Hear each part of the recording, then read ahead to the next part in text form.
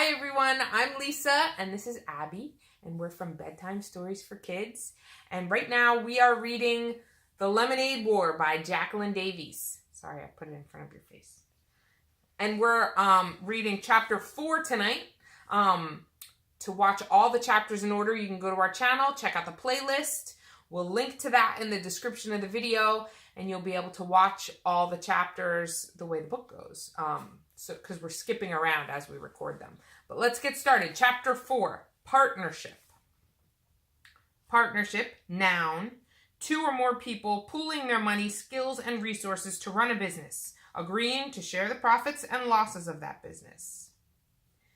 Jessie had been waiting for this moment, the moment when Evan would see their lemonade stand, see the wonderful decorations they had made, see the crowds of people waiting in line, see Megan Moriarty standing by her side.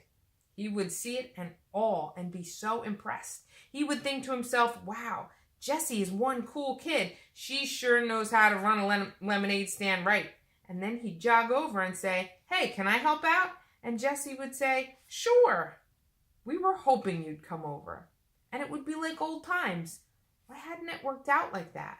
With one part of her brain, Jessie continued to take money from customers and make change. That was the part of her brain that worked just fine. With the other part of her brain, Jessie went over what had happened with Evan. That was the part of her brain that tended to run in circles. She and Megan were selling lemonade. Business had been good. Then Mrs. Pauley, a neighborhood mom, walked up. She had had a bunch of kids in her backyard running through the sprinkler, and now they wanted 12 cups of lemonade. 12! It was the biggest sale that day. Megan got cracking, pouring the lemonade, and Jessie took the 6 singles that Mrs. Pauley handed her. All the kids from Mrs. Pauley's backyard were chanting, lemonade, lemonade, lemonade! A fly buzzed by Jessie's ear. They'd been having a problem with flies because of the sticky lemonade spills on their stand, and she cocked her head to one side to shoo it since her hands were busy with the money. And that's when Jessie looked up and saw Evan standing there staring. So she smiled. But he didn't smile back. So she waved. Even though she had all that money in both hands, she waved so he'd know that she was happy to see him. And then he stalked off, all stiff-legged and bristly. And she never got to say, sure, we were hoping you'd come over, like she'd rehearsed in her head. And just then, Tommy Pauley, who was 2 years old, pulled down his bathing suit and peed right on the lawn. And Megan laughed so loud, Jessie was sure you could hear it all over the neighborhood. That's what had happened. That's exactly what had happened. But Jessie knew there was something else entirely had happened. And she didn't get it. The way she didn't get a lot of things about people. All she knew was the sight of Evan walking away from her for the second time that day, made her feel so sad and alone that she just wanted to run home to her room and curl up on her bed with Charlotte's Web. Hey, Madam Cash Register, said Megan, nudging her. You're falling behind. Ring 3 for this lady and 1 for this kid here. Jessie turned away from the retreating figure of Evan. That's $1.50, she said to the woman standing in front of her. She took the $5 bill the woman was holding out and made change from her lockbox, focusing all her energy on the part of her brain that worked just fine. It's true that when Evan had first walked out of the garage, Jessie had banged up to her room and tried to think of every possible way that she could make his life a living misery. She thought of telling Mom that Evan was the one who broke the toaster by playing hockey in the house, which is not allowed. She thought of taking back every one of her CDs from his room, even though she knew that would mean she'd have to give back all of his CDs. She'd even thought of putting peanut butter in his shoes. This was something she'd read in a book. And she loved to imagine the moment of horror when he'd somehow gotten dog dew inside his shoes. But when these ideas had finished bouncing around her brain, and when her breathing had returned to normal, and her fists weren't clenched at her sides anymore, she knew that what she really wanted was to get the old Evan back, the one who was so much fun to be around, the one who helped her out of every jam. Like when she ate all the Lorna Doones that Mom had set aside for the Girl Scout meeting, and Evan had ridden his bike to the 7-Eleven and bought a new package before Mom even noticed. Or when she accidentally, well, not accidentally, but how was she supposed to know, picked the red flowers in Grandma's garden that were a hybrid experiment. Evan had said they both done it, so that Grandma's disappointment was spread around. Or the time that Jessie had smashed the ceramic heart that Daddy had given her because she was so mad that he had left them. And then, when she had cried about her broken heart, Evan had glued every single last piece back together again. She wanted back the Evan who was her best friend, but Evan didn't want her because he thought she was a baby and she was going to embarrass him in Mrs. Overton's class. So she had to prove to him that she was a big kid, that she could keep up with the crowd, that she could fit in, even with his 4th grade class.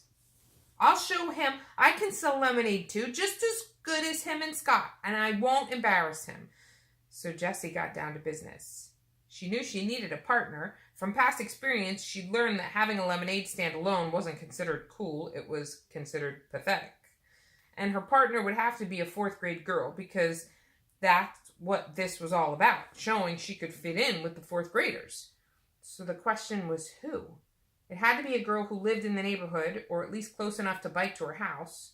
And it had to be someone that Jessie had talked to at least once. No way could she call up a girl she'd never even talked to.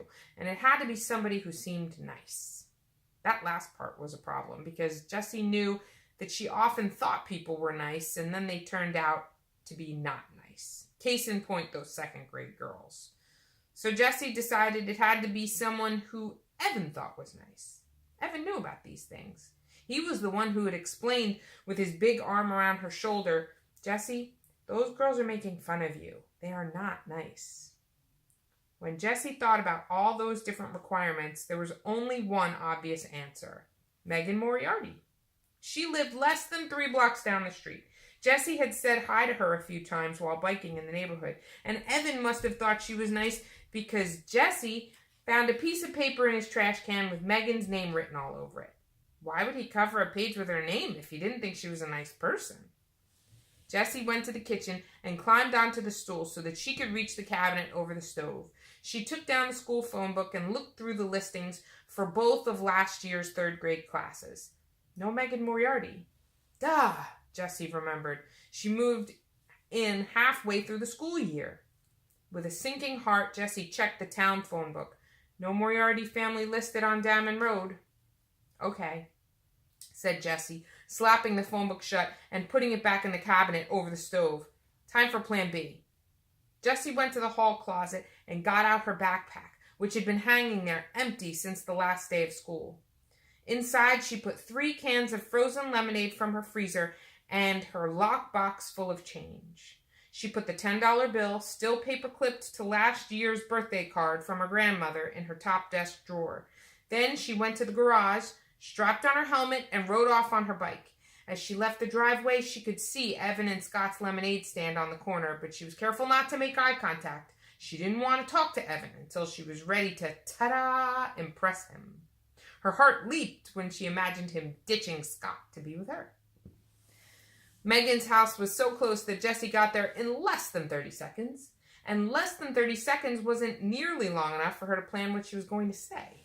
So she rode back and forth in front of the house about 15 times, trying to pick the right words. "What are you doing?" a voice shouted from the upstairs window. Jessie slammed her foot on the brakes and looked up. Megan was staring down at her. She looked huge. Her voice did not sound nice. "Riding my bike," said Jessie. "But why are you riding back and forth?" asked Megan impatiently. "In front of my house."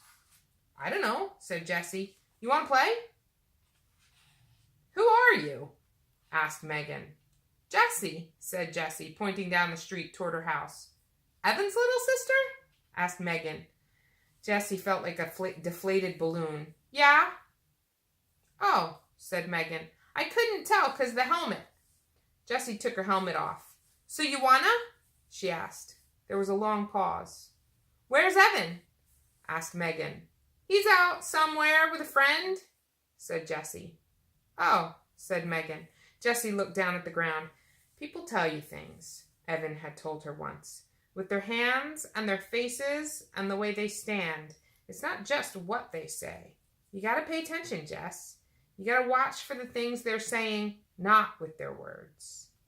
Jessie looked back up. It was hard to see Megan at all. She was so far up and behind the window screen, Jessie just sucked in her breath. Do you want to do something? Another long pause. Jessie started counting in her head. 1 1,000, 2 1,000, 3 1,000, 4 1,000, 5 1,000, 6 1,000. Sure, said Megan. Then her head disappeared from the window. A minute later, Megan was at the front door. Hey, she said, opening the screen. Jessie raised her hand in something that was halfway between a wave and a salute as she walked in. Her sweaty bangs stuck to her forehead where the helmet had mashed them down. She was so nervous about saying something stupid, she didn't say anything at all. Megan leaned against the banister of the stairs and crossed her arms. So, said Jessie. She stared at Megan, who was fiddling with the 7 or 8 band bracelets on her arm. Jessie counted 2 Livestrongs, 1 Red Sox World Champs, 1 March of Dimes, and 1 Race for the Cure. What's that one? She asked, pointing to a band bracelet with tiger stripes. Megan stretched it off her wrist and gave it to Jessie. It's for the Animal Rescue League. My mom gave them some money, so they gave us this. And a bumper sticker. I've got 22 band bracelets. Cool, said Jessie, handing the bracelet back. Megan flipped it back on. She continued to play with the bracelets on her arm, running them up and down, up and down. So what do you want to do? Asked Megan. I don't know, said Jessie. I don't know. Let me think. We could have a lemonade stand. Said Megan, sounding bored. Aw, it'll be fun. Come on. We don't have any lemonade, said Megan. I've got 3 cans, said Jessie. She slipped her backpack off her back and dumped out the 3 cans of frozen lemonade. Her lockbox came rattling out, too. What's that? Asked Megan. My lockbox, said Jessie. We can use it to make change. She felt her face getting red. Maybe 4th graders weren't supposed to have lockboxes? How much money have you got? Asked Megan. You mean in change or altogether? Megan pointed at the lockbox. How much in there? $4.42. 14 quarters, 5 dimes, 3 nickels, and 27 pennies. Jessie didn't say anything about the $10 she'd left at home. Both of Megan's eyebrows shot up. Exactly? She asked. What do those eyebrows mean? Jessie wondered in a panic. Why was Megan smiling at her? Jessie, those girls are making fun of you. They are not nice. Jessie didn't say anything. She had a sick feeling in her stomach that this was going to turn out badly. Megan straightened up. Wow, you're rich, she said. Want to go to the 7-Eleven? We could get Slurpees. But Jessie pointed to the cans of lemonade on the carpeted hallway floor. The frost on them was already starting to sweat off. We could do the lemonade stand later, said Megan. Maybe. Jessie thought of Scott and Evan, racking up sales 2 blocks down. How was she going to prove herself to Evan if she couldn't even get Megan to have a stand? How about the lemonade stand first, Jessie said, and then Slurpees with our earnings. I bet we'd even have enough for chips and gum. You think? Said Megan. I know, said Jessie. Look, she held up a can of lemonade. It says right on the can, yields 64 ounces. So we get 8 cups from each can, and we sell each cup for $0.50. So that's $4. And then there's 3 cans, so that's $12 altogether, right? The numbers flashed in Jessie's brain so fast she didn't even have to think about what she was multiplying and dividing and adding. It just made sense to her. Hey, how old are you? Megan asked, looking at her sideways. 8, said Jessie, but I'll be 9 next month. Megan shook her head. That math doesn't sound right. No way can we make $12 from just 3 little cans. Yaha, said Jessie. I'll show you. Do you have a piece of paper? Jessie started to draw pictures. She knew the other kids couldn't see numbers the way she did. They needed the pictures to make sense of math. Look, she said, here are 3 pitchers of lemonade, because we've got 3 cans of lemonade. And each pitcher's got 64 ounces in it. So you can see the pitchers. Now, when we pour a cup of lemonade, we'll pour 8 ounces, because that's how much a cup holds. You don't want to pour less than that, or people will say you're being a cheapskate. So each pitcher is going to give us 8 cups, because 8 times 8 equals 64, right? Now we'll sell each cup for 50 cents. That's a fair price. That means that every time we sell 2 cups, we make $1, right? because 50 cents plus 50 cents equals $1. So look, I'll circle the cups by 2s, and that's how many dollars we make. Count them.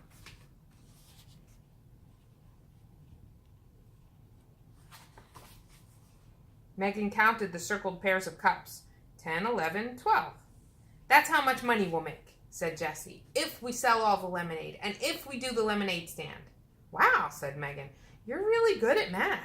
She puffed her cheeks out like a bullfrog and thought for a minute. Then she popped both cheeks with her hands and said, whatever, let's do the lemonade thing. Jessie felt soaked in relief. Maybe this was going to work after all. An hour later, Jessie and Megan had transformed the little wooden puppet theater in Megan's basement into the hottest new lemonade stand on the block. The stand was decorated with tissue paper flowers, cut-out butterflies, and glittery hearts. It was a showstopper. And boy, did people notice it. Kids in the neighborhood, strangers walking their dogs, moms strolling with carriages, even 2 guys fixing the telephone wires. They all came to buy lemonade. And just when Jessie and Megan were on the verge of running out, Mrs. Moriarty went to the store and bought 3 more cans free of charge. So when Mrs. Polly asked for 12 cups at exactly the moment that Evan rounded the curve and saw her lemonade stand, Jessie felt like she just scored 100 on a test and gotten 5 points for extra credit. So why did Evan stomp off? And how come she didn't feel like she'd won anything at all? So that's chapter 4, everybody. And this is Lemonade War, The Lemonade War by Jacqueline Davies. And we'll link to everything in the description, including the playlist with all the chapters in order so you can follow along with us. Okay, thanks so much for watching. Bye, everybody. Wait, and hit the like button, comment down below, subscribe, and turn on the notification bell. And it only takes 1 second. It's really easy. Thanks so much. So you get all of our videos. That sounds good to me. Okay.